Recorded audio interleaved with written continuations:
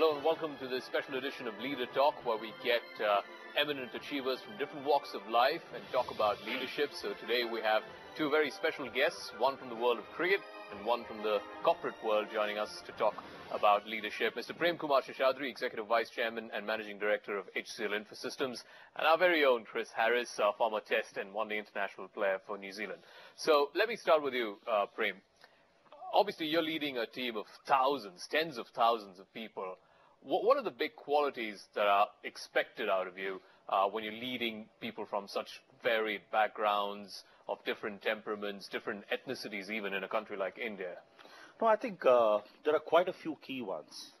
The one that I would attach the maximum weightage on is the whole ability to be completely transparent. Okay. Because in the context of the multiplicity of businesses that we are in today, each of these businesses have different directions, and at some point of time, what you do in one business is not necessarily the best thing to do in another business. Okay. So I think people can get wrong signals out of it. I think the context is complete transparency at one level and consistency. In whatever you do, I think maintain the fact that there is a logic, there is a plan. I mean, be it in the context of what you need to be doing or what perhaps is the direction for each of them. Well, what about drawing the best out of your team? Obviously, you have a whole range of, at least in a country like India, people come from different backgrounds, different regions, they speak different languages. How do you draw the best out of them? So one is as an organization, we definitely have the appropriate brand gravitas to be in a position to attract the best. But more importantly, we also want to get the best inside, because people of a particular nature, quality, high intellect, high capability, if you're a sportsman, make sure that you are essentially looking at it in terms of the best guys together. I think the best guys have a way to motivate as well as spur growth, spur excellence in everything that you do. So you really want to maintain that demography of saying that we want people of a particular percentile. Get the brightest of them and set their minds on fire. Oh, you sure have set a few bright minds on fire. But let's talk to Chris. Chris, you played under, half a dozen New Zealand captains. I mean, very different, all of them. You started under Martin Crowe, and then you played under Lee German, Ken Rutherford, Stephen Fleming for a long part of your career. I'm going to put you on a spot straight away. I know where this is going. Who was the best captain that you played under? It's actually a good question. I was fortunate enough to captain my state side as well, so I had some experience. But it's a question I probably get asked more than any other, and it's who was the best captain you played under. Now, look, in all honesty, it's for me, it's very hard to single one person out, and the reason being that I felt all the captains had strengths in different areas.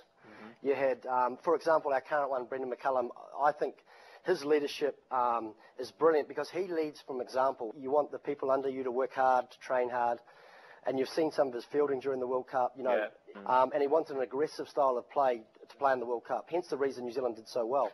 Well, what's interesting about that, Chris, is, McCullum's a very instinctive captain, right? I mean, he sets fields like the way he bats. He's aggressive, he's out there, and he's always throwing a challenge at you. You've also played under captains like Fleming and Martin Crowe, who are such great readers of the game. How is it playing under them? It's great. Martin Crowe and Stephen Fleming, obviously both class players, and when they were playing there at the top of the game, a lot of people still see Martin Crowe as one of the the world's best batsmen. Perhaps statistically he's not quite there, but as a person to watch and his talent. So when you've got people in your side who are leading you, a lot of the players aspire to be like them. And I think it helps drive the team as well. Okay. And another important fact, I think, from a captaincy point of view is your man management skills. You talked about multicultural people from different religions speaking different languages. So it's very important that you understand very quickly human nature and what you need to do to get the best out of each individual. The thing with a cricket team is you just have 11 people to take care of, whereas a multinational company like yours, you've got tens of thousands. How important does delegation become? I mean, you're obviously not expected to deal with every problem, with every situation. How do you pick the right managerial talent? How do you groom the guys who will be eventually taking your job and your seat 10 years from now? Prima facie, the culture of the company is very crucial. Okay. The ability to empower is a function of confidence. And I think without empowerment, we could never have been where we are today. Fundamentally, empowerment is a given. It's an imperative. It's a way of life. Because I think the kind of challenges that the teams are facing on a day-to-day basis, they require at every stage, they require leaders who can take the decisions on the spot. Okay. It's about taking very, very crucial decisions. And some of those decisions need to be taken in the spur of the moment. I mean, like you said, about Brendan being very instinctive. Yeah. I mean, it has to be a decision at that point of time. I mean, you need to take it then and just move on. And some of this, I mean, you really can't get back and get into a hierarchy. In a sports, you don't have the hierarchy. You don't have in an organization, you definitely have a hierarchy which you can really get back to. And many times, it's wrong. The fundamental assumption that we do as leaders is to believe that the people down the line know more than I do. Okay. So obviously, since they know more, they are best equipped to take that decision. So you just need to empower them. We make sure that the guidelines are there, and then you really bring in the right kind of vision in terms of what needs to be done. But actually, the one closest to the transaction is the one who's creating the maximum value. Yeah, who knows? Does that necessarily work the same way in cricket? I mean, is there a lot of delegation? No, I was going to say, it sounds brilliant because Prem talks absolute sense. And to me, the business world is so much like a sporting team or a cricket team in this instance. And I love the fact about empowerment. You know, you're trying to encourage excellence. And the other key thing is to reward excellence. And quite often, and that's where the empowerment comes in. We have players that show excellence and lead by example, not just the captain, but other senior members. And then they become part of a senior management group, which is a bit like, as he's talking about, the managers. Yeah. And you want them because not only are they doing the right things, but they've shown excellence. And they can show the younger players or the people below them the way forward. How it's done. But the interesting difference in a cricket team, Chris, is, you know, different people require different ways of motivating themselves. I mean, there are certain guys who don't need any motivation, who don't need to be told that this is what you're supposed to do. And then there are kids who come along who need to be told that this is how you need to channel your aggression and you need to channel your youth.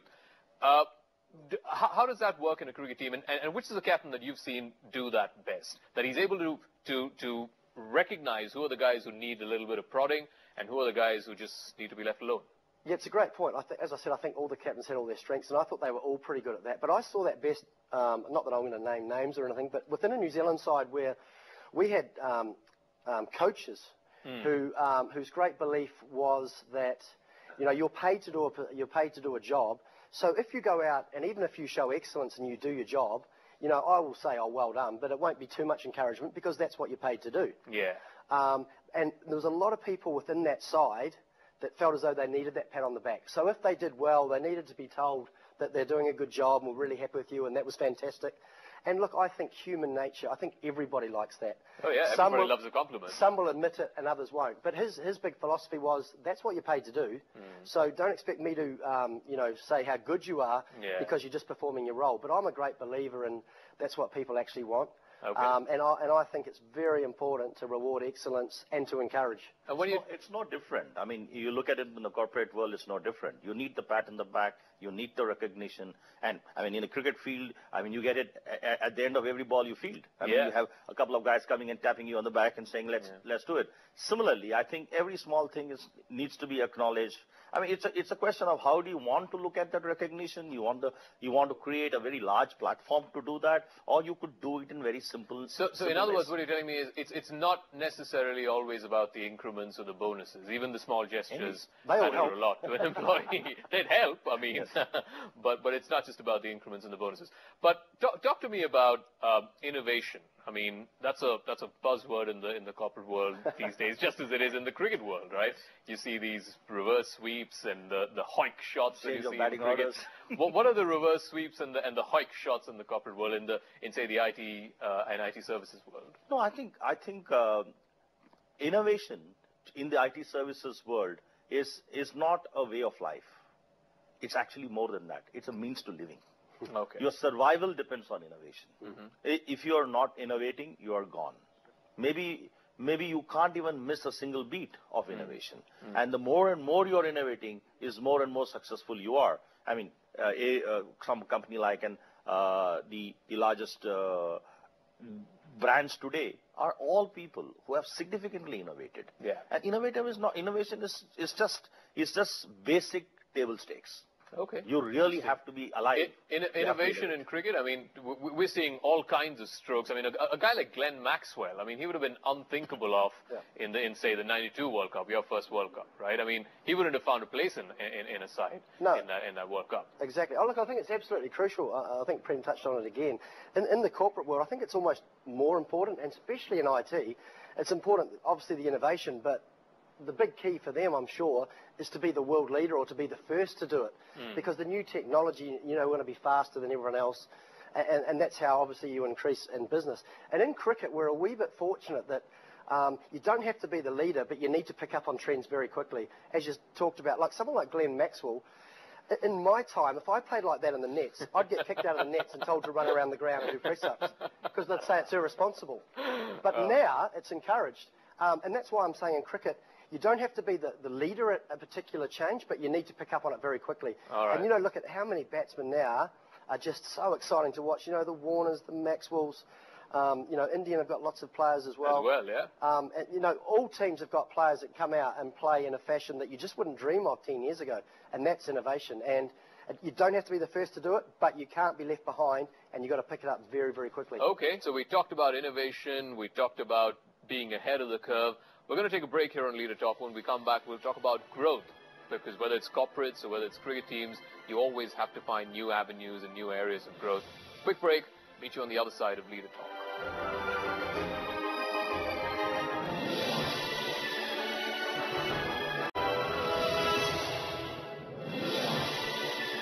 Welcome back to Leader Talk. We're still in conversation with Premkumar Seshadri from HCL Infosystems and Chris Harris, cricketer from New Zealand. Prem, we talked about innovation in our first part. Let's talk about growth, and these are sort of lean times, if I can use that word, for the IT and IT services industry. For the last 20 years, 30 years, your core markets have been, say, the US, Western Europe. I mean, expanding into new markets, is that simply a way of life now, or? Well, I think as far as the business that I'm presently involved in, a significant part of that business was actually in India. Inside India? It's inside India. So now I think we have built up a very robust methodology and a set of initiatives that are taking it across the globe. Because the other side of the business which I was involved in before, we were largely global and hardly in India. This is hardly global and largely in India. So is India the next big story? I mean, in that sense, is catering to the domestic market going to be the next big growth area for? I think as a consumer of technology, India is well ahead of many of the countries in terms of the kind of technologies that are getting consumed and the pace at which these refreshes are happening. Okay. So I still believe that there's a significant. See, we are the world's most underbanked country. True. We are, which essentially means that you need technology to take it to the masses. And you look at it in terms of penetration of many of our core technologies into rural India, there's still a lot of miles to go. The government is talking the right things in terms of smart cities, digital India, and so on. All of this requires significant wiring. What about a country like New Zealand? I mean, are they underbanked or are they overbanked? Is there any? Well, I mean, if you look at it from a New Zealand point of view, I used to visit there quite often. In terms of selling to many of the banks there, I think they are very significantly banked. Significantly banked. Chris, in terms of, I want to go a little bit more beyond the cricket field in cricket, and that's one of the ironies in the life of a cricketer that, the first 20 years of your life you do this, and then you still have another good 30, 40 years of the rest of your life to live a life beyond cricket. And you've taken on an interesting role now. I mean, obviously, it's much more serious when you're inside an operating theater, 8, 9, 10-hour surgeries. I mean, it's a matter of life and death. In cricket, at least, I mean, you win a game, you lose a game, nobody's dying. But sometimes we do. You do? Okay. I feel like we do inside. You feel like you do.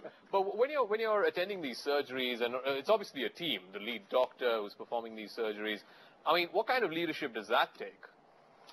Yeah, I guess a lot, really. I guess to give the viewers some idea of what you're talking about, I'm an author. I'm a medical rep back in New Zealand, so I'm a salesman, I guess, essentially, and I sell orthopaedic devices to surgeons.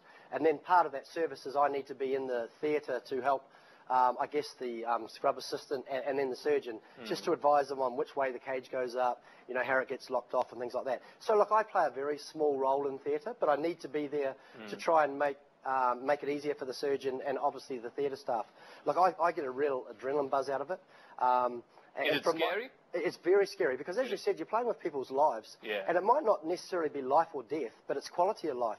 If things don't go well, that person, may be in pain for the rest of their life, may not be able to walk again. So you play, or I play, a very small role in trying to help people's quality of life. So I take that as a pretty big deal. So what kind of leadership does that require from, say, a lead surgeon inside an operating theatre as opposed to, say, a captain who's leading a bunch of 11 guys out into a cricket field? Oh, it's a massive role. Obviously, the surgeon have got all the people and the staff that they need to control, and they're trying to create an environment which is obviously best suited for them to get the best out of them. So it's very important that he's got a great team around him. They know what they're doing, they're educated, and everyone's up to speed with new technology and new techniques. And it's sort of, you can imagine surgery's evolving all the time. So I might learn a procedure and a technique like the surgeon does, and then a year later, a very same surgery, it's completely different technique. You're going in from a different area, and it's completely different. So it's always evolving, and so education is an absolute key. And Chris, I'm sure you would believe that if you have that level of predictability and planning that happens inside a theatre, where every second what is going to happen is well planned, and everybody knows their roles, and everybody plays according to it, and you're only expecting surprises which basically come up because something happens from the patient side. Whereas in a cricket field, I mean, whatever plan you do, your best laid plans, and you get a Glenn Maxwell coming inside and changing the whole your thing. Your best laid plans go haywire. So I think that's. But the thing that I want to talk about in the last part of our program is about drawing inspiration, and obviously, we all draw our inspiration as kids growing up. What was your inspiration? I mean, do you have role models? Did you always want to work in the IT field, or are you simply a product of your times? No, essentially, if I have to look at rolling back all these years, I think a single role model, given the complexity of life and the challenges that we come across and seeing every other day, is not going to do the trick. I think it's a question of various people at various points of time you have looked at as role models to say, hey, this is something that this guy does very well, or she's done some phenomenal work. And so I think you draw inspiration from many of these people, and also draw some methodologies from them. So even if I've taken some good practices from some of them, I would consider that to be as much as a role model. So when you're in, say, doubt, or when you're in a difficult situation, what do you tell yourself? How would X, Y, Z have done this? Is that how you work around? Well, I think it would be largely you have reached that point thinking through that, and eventually you have to take a call. Trust your instinct. You go with your instinct. I mean, for you as a kid growing up in Christchurch and the outskirts there, I mean, obviously it's not just cricket. I mean, rugby is the national sport.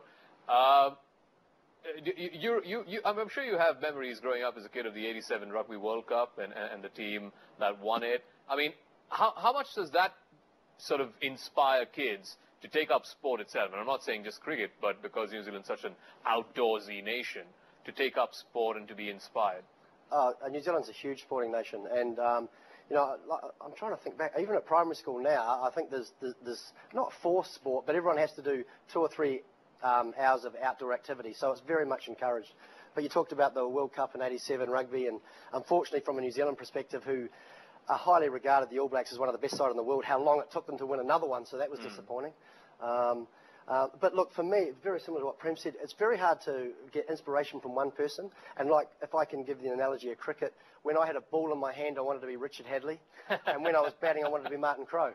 And I'm sure it's the same in the business world. You look at the people that lead the industry, and you take good qualities from lots of different people, because you want to try and, well, I mean, I certainly did. I wanted to try and be the best that I could be.